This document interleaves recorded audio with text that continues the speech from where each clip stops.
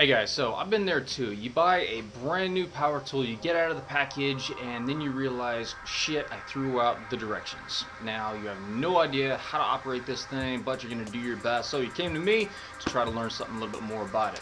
Today, we're talking about your brand new drill, alright? Now, you're looking at this thing, and you notice that there's a bunch of settings that are on it. You got one going 1, 2, and then you got this other one on here that spins around, and you have no idea what any of this stuff does. So, I'm here to show you. First off, your drill is capable of driving a bunch of different things, not just regular drywall screws and drilling out some holes in some sort of little project you're working on. It can actually do a lot more. You can actually drive pretty decent sized hardware like this 1/4 inch lag bolt or a 3/8 lag bolt, all the way down to something little itty bitty like this solid brass screw without damaging the screw or the project. Now, these settings allow you to do that. Now, these are basically your clutch settings, your gear drive, your, whatever you want to call it. I've heard it called a bunch of different things. But basically, well, we're going to talk about the top one first. Basically, what this one does is it controls the torque and speed. The more torque it has, the less speed it's going to produce, and vice versa. All right. So right now, I have it set to 1. All right. Not spinning super fast, but once I crank it up to 2, then that thing's really hauling ass. All right. Now, the drawback with doing it that fast is you're losing a lot of torque. Now, if you're not familiar with what torque is a measurement of how much you can turn something. All right. Oftentimes, it's used for to like rate vehicles and stuff. How much torque can this truck produce to pull whatever amount of load? Well, it's actually designed into tools as well, how much torque, how much turn that they actually can produce, all right? So again, when it's high speed, it's going to be low torque. When it's lower speed, it's going to have higher torque, all right? Now, the settings right across here, this dial. First off, keeping it at the drill bit indicator, the little drill icon.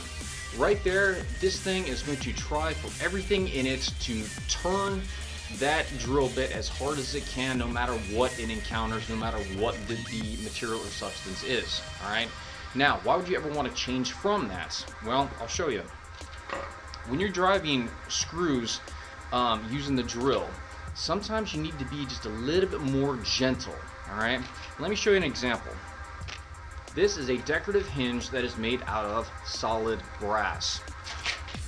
This one is another type of corner that is a bright brass finish. That means this is not solid brass. It's only coated in a material that looks like brass, while this one actually is solid brass. Now, brass, as you know, hopefully, is a relatively soft metal. You do not want to damage this thing by overdriving the screws, okay? Now, these little tiny screws right here, these are actually solid brass screws. If you overdrive this thing, a couple things are going to happen. One, you're going to totally shred the head of this thing, and you're not going to be able to tighten it or loosen it, and it's going to be stuck in there. Two, if you put too much torque onto this hinge part here, or not hinge, the corner piece, it's going to cause it to collapse and fold in and deflect a little bit, and it's going to look like shit on your project. All right. So to dial that down, you're just going to crank this all the way down to setting 1. All right. Now at setting 1, this is barely turning the screw with a whole lot of force. All right. As a matter of fact, this thing isn't even turning. All I'm doing is holding with my fingers. Now crank it up a little bit. Let's just say crank it to 11. Crank it to 11. Yeah, I can't do it. I cannot hold that. All right. It's way too much power for that. All right. So you can adjust these settings a little bit to fine tune exactly what you're driving. All right. That's basically it, guys. Those are the 2 major settings on drills, and there are some that have different variations. There are some that actually have a 3 clutch position with a different gearing up in the front. But don't throw out your owner's manuals, guys. Try to find it and read through all those directions. All right.